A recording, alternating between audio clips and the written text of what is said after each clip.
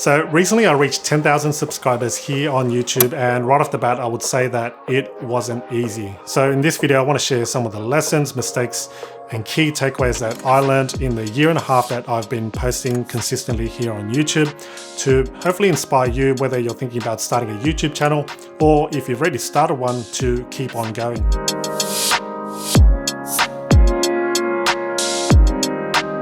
First of all, I'm no expert and I still consider myself a small YouTuber.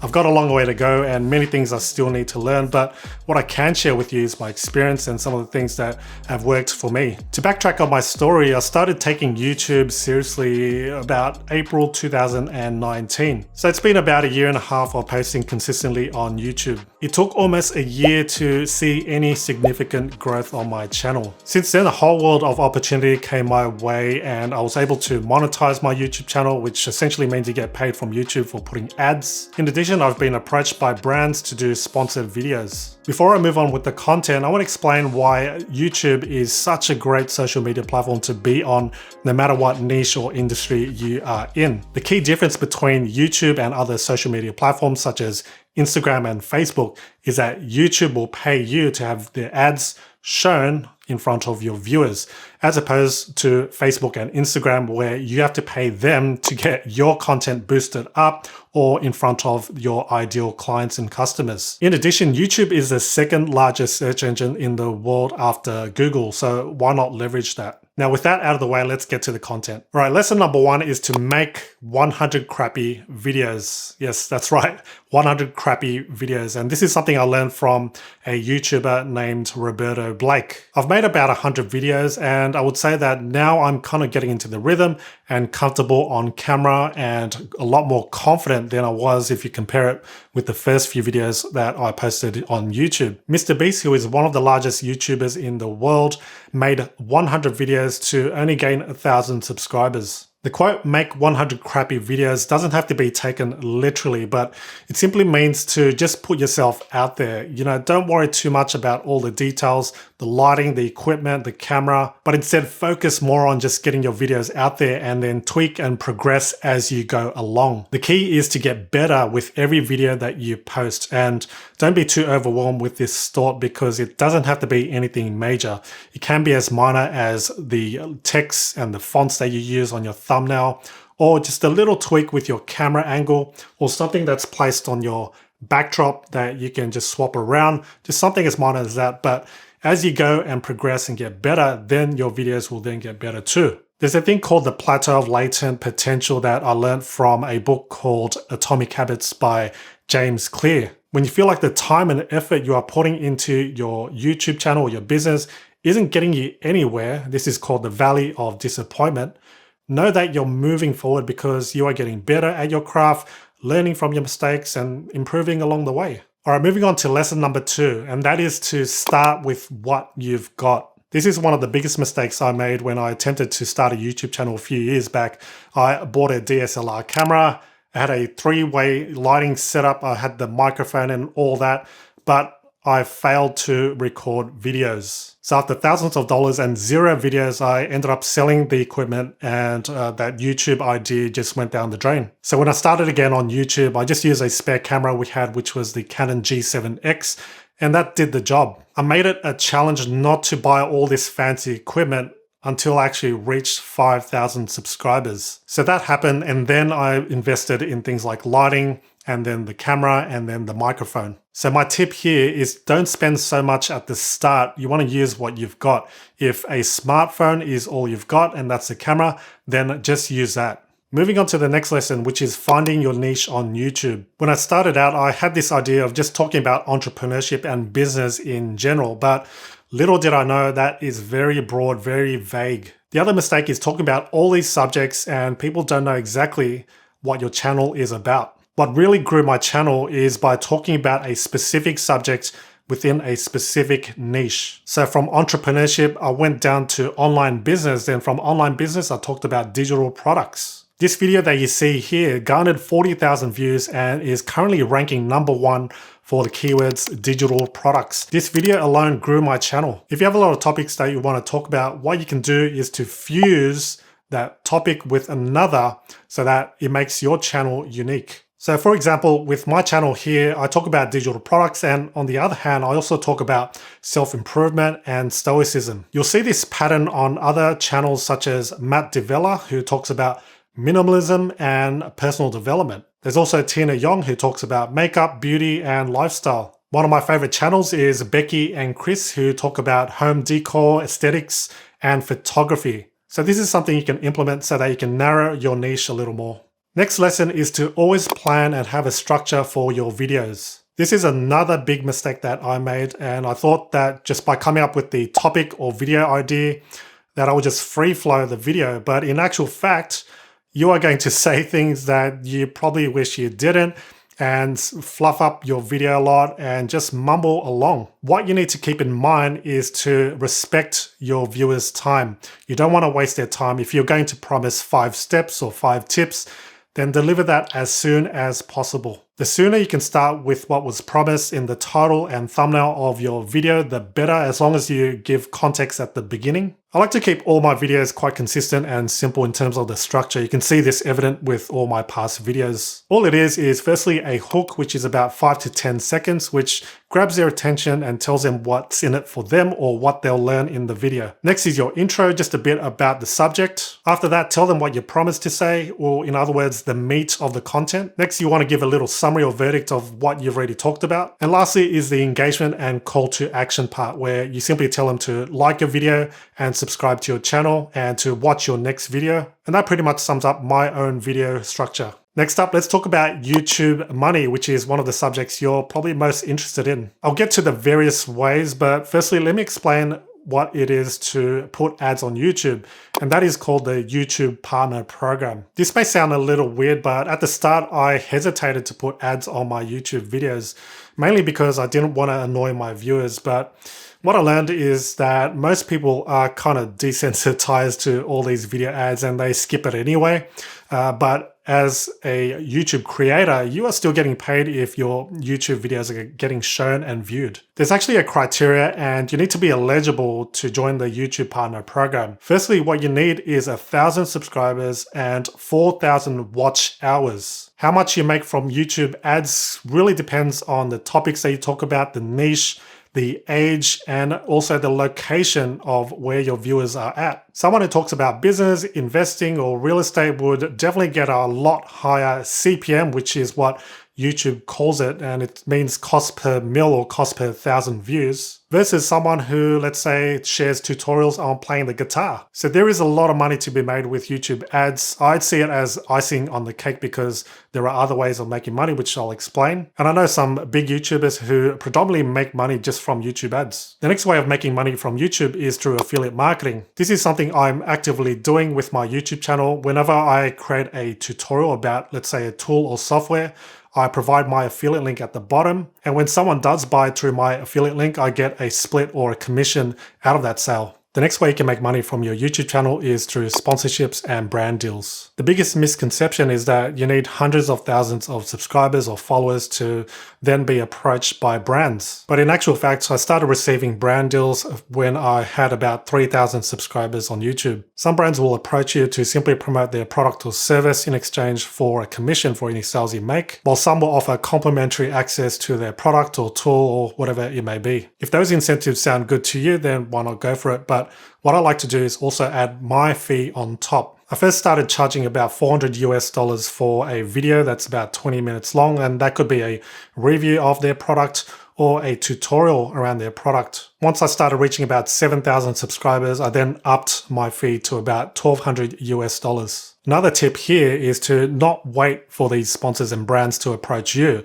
but instead you approach them and tell them what's in it for them. But don't wait until opportunity knocks on your door. Instead, knock on their door. The next way to make money on your YouTube channel is through your own products and services. These could be online courses, personal coaching, or other types of things where you have control over what you're selling. With YouTube specifically, you can apply for Teespring and then integrate it with your YouTube channel. So then anyone who watches your YouTube channel will see this banner at the bottom with your custom merchandise, such as t-shirts and mugs and whatnot. Personally, YouTube just makes a small portion of my entire income. I do make money in other ways, and I have established online businesses in the past. I sell ebooks and I've got a membership site, and we also offer digital marketing services for offline clients. YouTube is a great addition to add as a passive income stream because you're getting paid on those ads that are getting viewed, and any past videos that you've already created in the past, those will hopefully get ranked on search through YouTube, and people will still watch that for years to come. All right, next key takeaway here is to make sure you optimize your videos for search. This is also called YouTube SEO, but you can sometimes have your videos ranked on Google as well. When I started on YouTube, I thought just by posting consistently and regularly that I'll get the views and subscribers naturally. Little did I know that you actually need a strategy behind it and to optimize your videos so that they can be found. The goal is to have your videos ranked at the top when someone searches for a specific key phrase or keyword. So in this example here, you can see that I'm ranked for digital products. One of the reasons why this video is ranked so well is because I've got the keywords that I was targeting, which is digital products, in the title and description of my video. Of course, there are also tags, but I've heard that this doesn't play such a huge factor versus if you put it on the title and description. Now, how do you know which keywords to actually put in and what keywords people actually search for? Well, that's where tools such as TubeBuddy and Morning Fame come in. There's another tool called vidIQ, which you can take a look at, but I personally use TubeBuddy and Morning Fame together. How it works is you search for your keywords and then it'll give you an indication as to whether it's an excellent keyword to go for or a poor keyword to go for. These tools would just be tools, so simply use it as guidance. All right, next lesson, and this is another technical one, and that is to focus on these 4 key metrics. Number 1 is views. Number 2 is average click-through rate of your thumbnail. Number 3 is audience retention rate. And number 4 is watch time. So firstly, views. This is kind of a given. You want to drive as much traffic to your videos to get as much views as possible, and this will give a good indication that people are watching your videos. But this alone isn't going to get your videos ranked on YouTube and suggested or recommended. There are 3 other factors. So the next is CTR, which means click-through rate of your thumbnails specifically. This simply means when someone sees your thumbnail, how many of those people that actually see it, or in other words, an impression, click on that thumbnail to view your video. The aim is to get as many people to click on your thumbnails. The higher, the better, of course, so then they can watch your videos. Creating thumbnails is quite an art, and you can spend all day trying to design and create thumbnails because that is one of the most crucial parts of having your video on YouTube. If people aren't inclined to click on your video, then no one is going to see your videos. The next metric is average view duration, or in other words, audience retention. This means how long you can keep viewers watching your videos. Of course, the longer you can hold someone and engage them on your videos, the better. If you have a 10-minute video and on average people watch it for 2 minutes, that's a 20% retention rate. So when you're creating your videos, make sure you focus on keeping your audience engaged. How you do this can be done in various ways, and this could be done by talking in a different way, making it more engaging, making them stick to the video, or making them watch to the very end. You can make your videos more interesting by adding B-roll, which, you're watching this video and you've seen the little additional clips that I've added on the video. All right, last and final metric is watch time. And that simply means views multiplied by average view duration. The thing is, YouTube favors content that keeps people on YouTube. It's their whole business model. By having high watch time, you're signaling YouTube that you're an authority in your niche or industry. So they'll more likely promote your videos and your channel on YouTube search and on suggested. All right, next up, if you really want to grow your YouTube channel, what I've learned is to go outside of the box and not depend so much on YouTube search and suggested and recommended to get views and subscribers.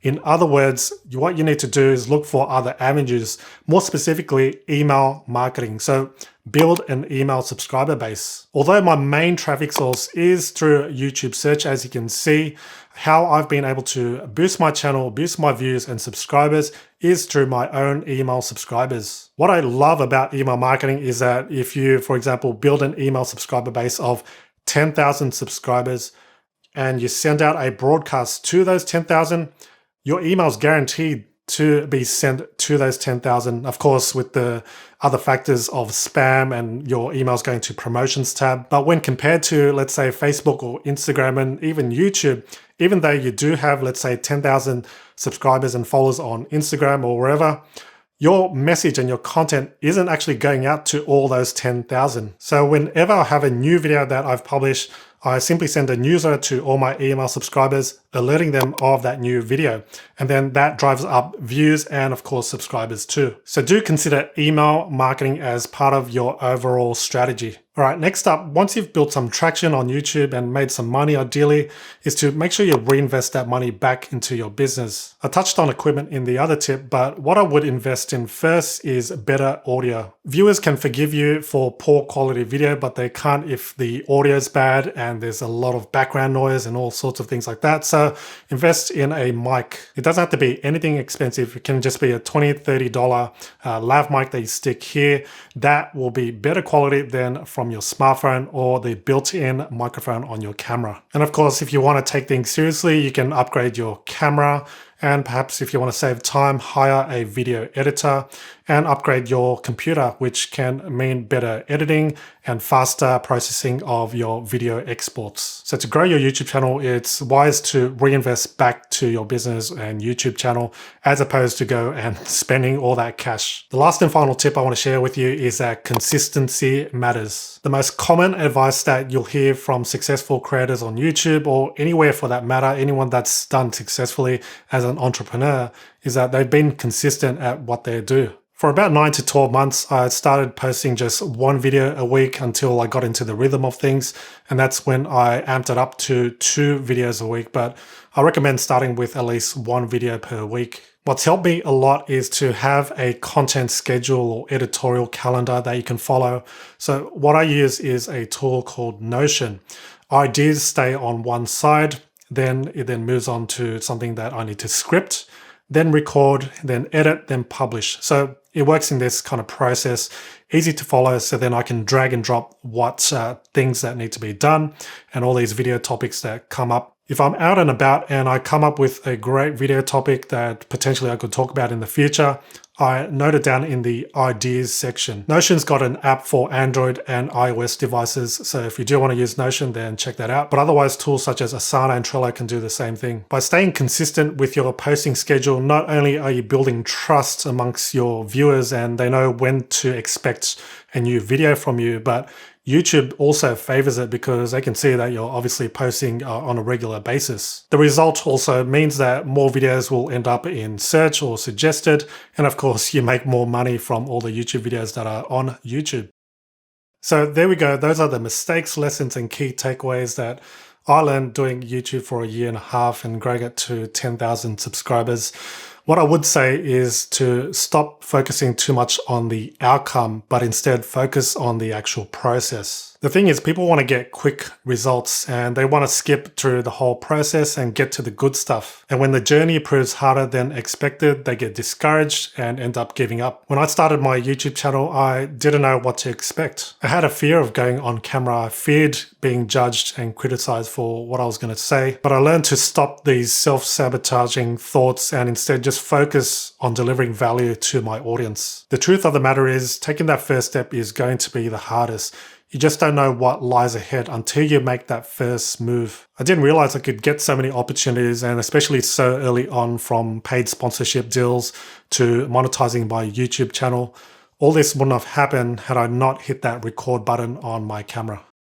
Thanks so much for watching, and if you enjoyed this video and got value, be sure to hit that like button and subscribe if you're new. Turn on notifications too so that you don't miss out on any new videos I post up here on this channel. In the meantime, if you want to learn 20 video ideas for your YouTube channel, be sure to watch this video right here.